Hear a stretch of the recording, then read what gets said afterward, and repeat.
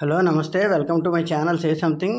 Screen మీద చూస్తున్నారు కదా, 2001 విధంగా చెప్పుకుంటే సినిమాల్లో భూకంపం అని చెప్పుకోవచ్చు. తెలుగు సినిమాల్లో సౌత్ ఇండియన్ మూవీస్లోనే ఒక బిగ్ ఫెస్టివల్ అన్నమాట. నిజంగా సంక్రాంతికి వచ్చి అంతకుముందు సమరసింహారెడ్డి ఉన్న రికార్డులు, కలిసి ఉన్నారనుకున్న రికార్డులను కూడా తీసేస్తూ మొత్తం తెలుగు ఇండస్ట్రీకే కాదు, యాక్చువల్గా సౌత్ ఇండస్ట్రీకి ఇండియాలో కూడా ఫస్ట్ టైం 100 సెంటర్స్ ఆడిన ఫస్ట్ సినిమాగా రికార్డు సృష్టించిన నరసింహారెడ్డి మూవీ గురించి మాట్లాడుకోబోతున్నాం.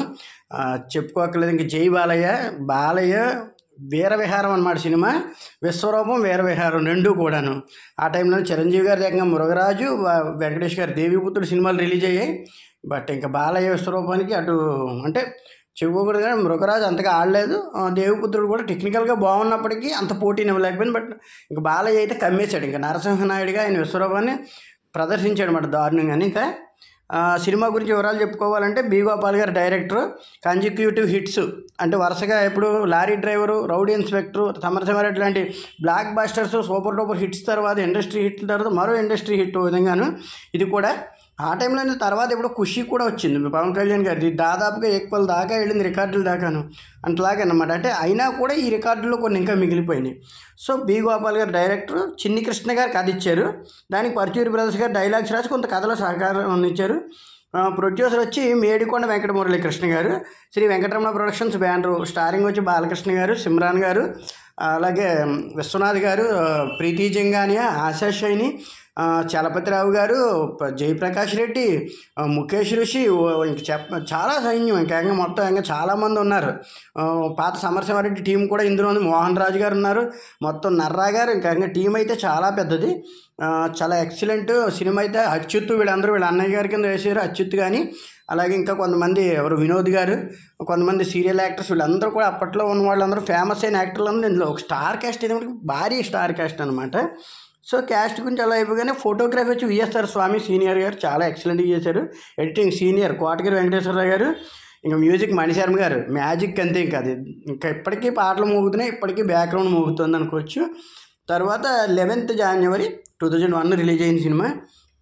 ఇంక ఈ సినిమా వివరాల గురించి, బడ్జెట్ గురించి చెప్పుకోవాలంటే అప్పట్లోనే చాలా 25 కోట్ల పైన దాదాపుగా వసూలు చేసిన సినిమా. చాలా బలంగా వసూలు చేసింది. అసలు 8 కోట్ల 10 కోట్ల పెడితే 25 కోట్ల పైన వసూలు చేయడం అంటే మామూలు రికార్డు కాదు.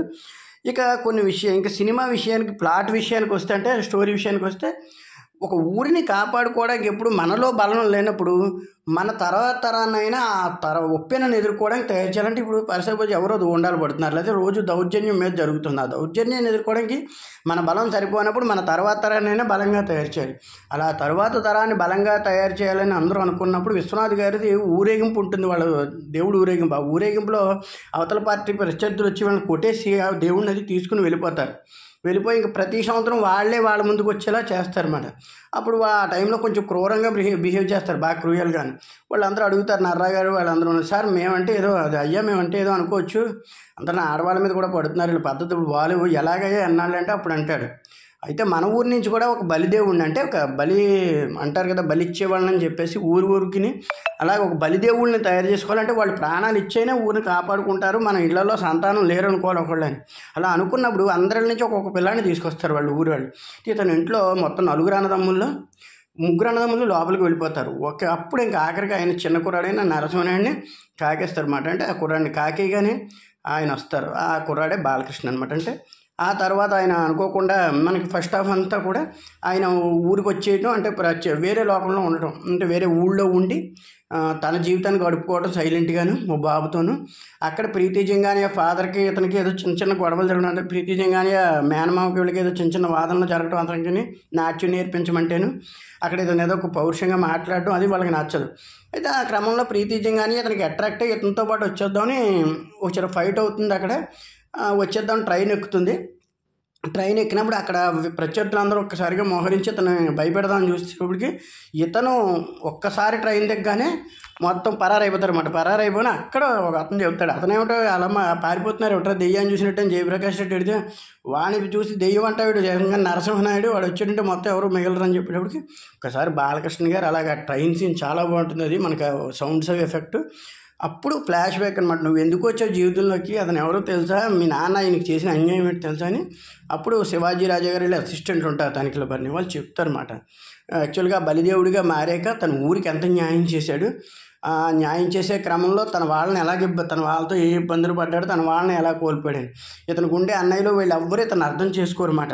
ఓ విధంగా పెళ్లి కూడా అనుకోకుండా చిన్న చిన్న అబద్ధాలు చెప్పి సిమ్రాన్ని ఇచ్చి పెళ్లి చేస్తారు విశ్వనాథ్ గారు.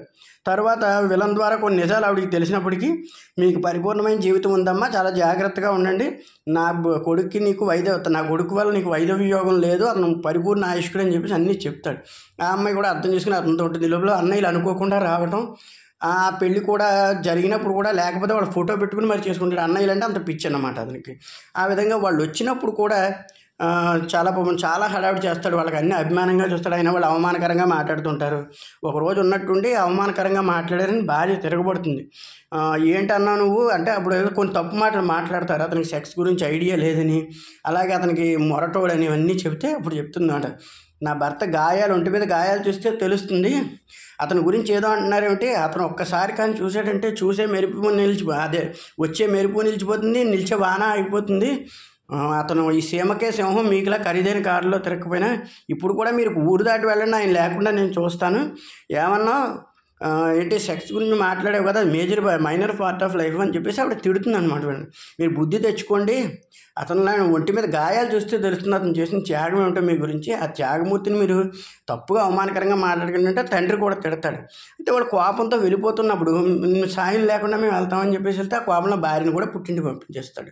ఆ విధంగా ఇంటికి వెళ్ళేటప్పుడు అక్కడ ప్రత్యర్థులు దాడి చేస్తారు. అక్కడ ట్రైన్ ఫైట్ సీన్ ఒకటి ఉంటుంది. పిల్లలు వెళ్ళిపోయి ఇతనికి ఫోన్ చేస్తారన్నమాట, ఇతనికి మొబైల్ ఫోన్ ఇస్తారు, వాళ్ళు అది మర్చిపోయారని నేను నవ్వుకుంటున్నప్పుడు ప్రత్యర్థులు దాడి చేయడం, అక్కడి నుంచి తప్పించుకోవడానికి ఇతనికి ఫోన్ చేస్తే ట్రైన్ ఫైట్ సీన్ ఉంటుంది. ఫైట్ సీన్ అయితే అల్టిమేట్ అనమాట. బాలకృష్ణ గారు ప్రాణం పోసారు ఫైట్కి. ఇప్పటికీ ఆ ఫైట్ హైలైట్. మణిశర్మ గారి బ్యాక్గ్రౌండ్ ఇంక మనం చెప్పక్కర్లేదు, ఒక రేంజ్ బ్యాక్గ్రౌండ్ అది. అలాగే పాటలు కూడా చాలా బాగా పేలయ్యి, ఇంకా అన్ని పాటలు హిట్టే సినిమాలో. ఏ పాట చూసుకున్నా కూడా అల్టిమేట్ సాంగ్స్, ఒక్కొక్క సాంగ్ ఒక్కొక్క మైలేజ్ అనమాట. లక్ష్పాప ఫస్ట్ ఊపిస్తుంది, నెక్స్ట్ ఏమో ప్రీతి జంగాని ఏదో ఒక్కొక్కలు అది మెలోడీ, తర్వాత ఇంక సిమ్రాన్తో అయితే అబ్బా అందం దెబ్బ ఒకటి, నిన్న కుట్టేసినది మొన్న కుట్టేసినది, 2 సాంగ్స్ సూపర్ ఫాస్ట్, చాలా బాగుంటాయి. సాంగ్స్ అన్నీ కూడా హైలైట్. బ్యాక్గ్రౌండ్ అయితే మణిశర్మ గారు ఇంకో నరసింహ అన్నప్పుడు అది ఊపు నిజంగా నరసింహస్వామి వచ్చిన పూనకం వస్తుంది.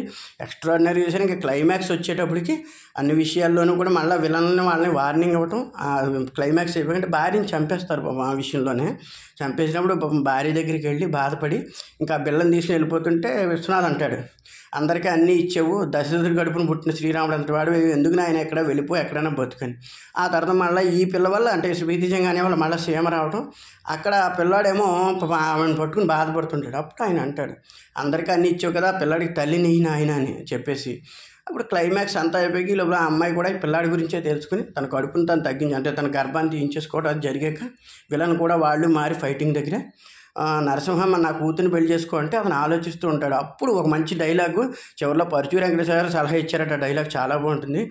యాగం కోసం బంగారు సీతను కూడా యాగం కోసం శ్రీరాముడు యాగం చేసినప్పుడు భార్య లేకుండా బంగారు సీతను పక్కన పెట్టుకున్నాడు ఆయన. అంజలి బంగారు సీత అలా పక్కన నీకు అలాగే ఉంటుందని చెప్పేసి చెప్పగానే మారితను అత్తను వివాహం చేసుకుంటాడు అనమాట. దానికి జస్టిఫికేషన్, చాలా మంచి జస్టిఫికేషన్ ఇచ్చారు ఆ ఒక్క డైలాగ్తో. Excellent movie. రికార్డులు బ్రేక్ అయిపోయాయి అన్నీని. 100 days సినిమా. Please subscribe my channel.